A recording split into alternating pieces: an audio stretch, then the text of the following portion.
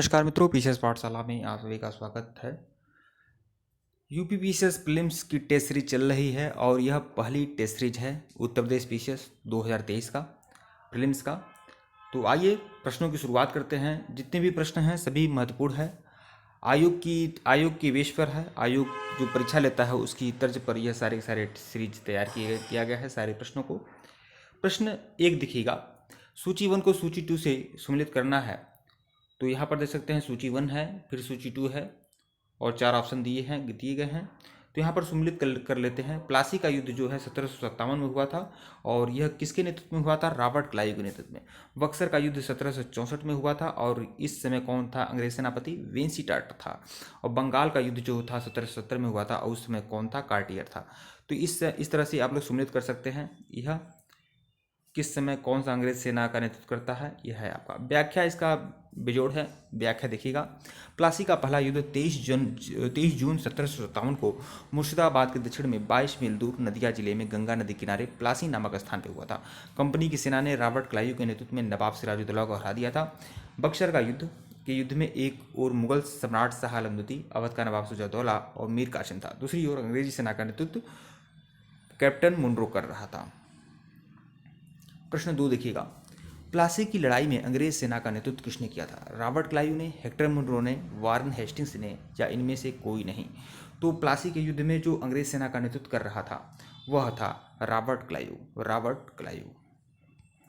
तो Robert Clive देख लेंगे, विकल्प ए जो है वह आपका सही है। प्लासी का पहला युद्ध 23 जून 1757 को मुर्शिदाबाद के दक्षिण में 22 मील दूर नदिया जिले में गंगा नदी किनारे प्लासी नामक स्थान में हुआ था।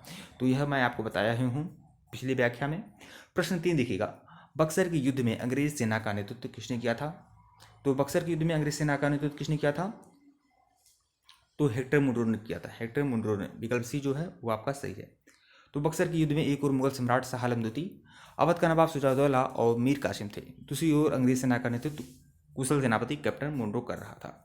प्रश्न 4 देखिएगा, बंगाल का द्वैत शासन कब से कब तक चला? तो बंगाल का द्वैत शासन जो था कब से कब तक चला था? तो 4 ऑप्शन है आप लोग के सामने। तो बंगाल का जो द्वैत शासन है वो विकल्प सी है, 1765 से लेकर 1772 तक चला था। बंगाल में द्वैत शासन 1765 से 1772 तक चला था। अंग्रेजों ने क्योंकि मुगल बादशाह को पराजित किया था अंग्रेजों ने, इसलिए अंग्रेजों ने मुगल बादशाह से 12 अगस्त 1765 में इलाहाबाद की संधि की थी। यह इलाहाबाद की प्रथम संधि थी 12 अगस्त 1765 को। प्रश्न 5 देखिएगा, वर्ष 1798 में लॉर्ड वेलेस्ली द्वारा प्रस्तावित सहायक संधि को स्वीकार करने वाला सबसे पहला भारतीय शासक। तो सहायक संधि को स्वीकार करने वाला सबसे पहला भारतीय शासक था वह था हैदराबाद का निजाम।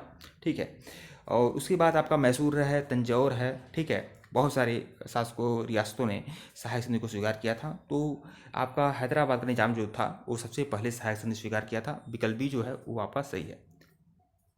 लेकिन यहाँ पर देखना है आपको लॉर्ड वेलेस्ली द्वारा प्रस्तावित। ठीक है, तो लॉर्ड वेलेस्ली द्वारा प्रस्तावित अगर पहला स्वीकार करने वाला सहायक संधि कौन शासक है? तो हैदराबाद का निजाम है।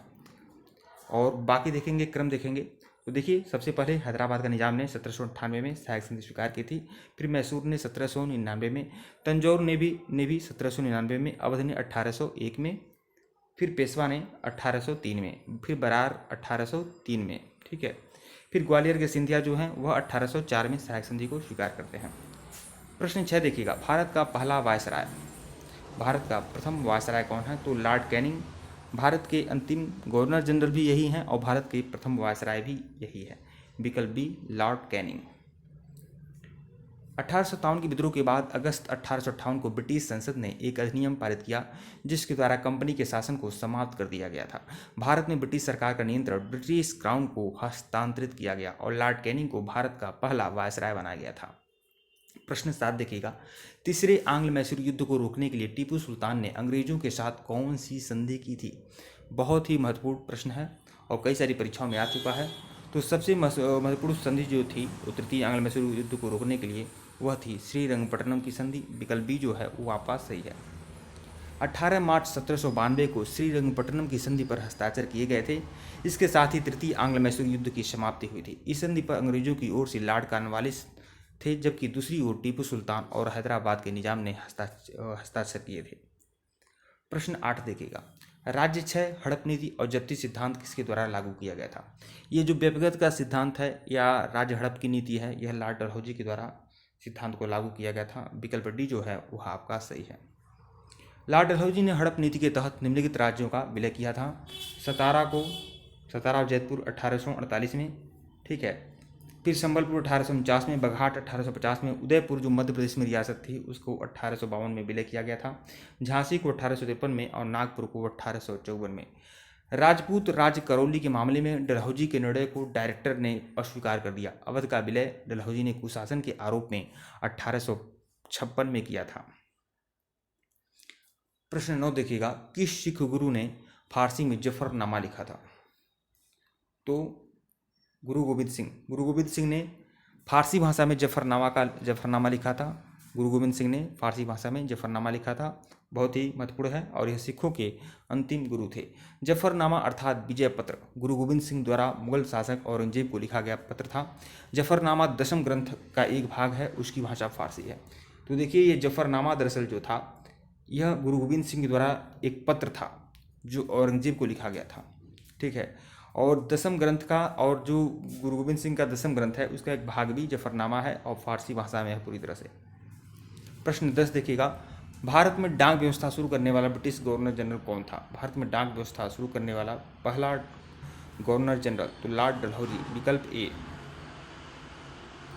भारत में डाक व्यवस्था शुरू करने वाला British governor general Lord Dalhousie था और यह महत्वपूर्ण प्रश्न है। ठीक है मित्रों, वीडियो को लाइक और चैनल को सब्सक्राइब करेगा। इस तरह से लगातार आप लोग को सीरीज मिलती रहेगी उत्तर प्रदेश प्रीलिम्स 2023 की परीक्षा के लिए। और टेलीग्राम बिल्कुल ज्वाइन करेगा, लिंक डिस्क्रिप्शन में दिया गया है। धन्यवाद आप लोग को।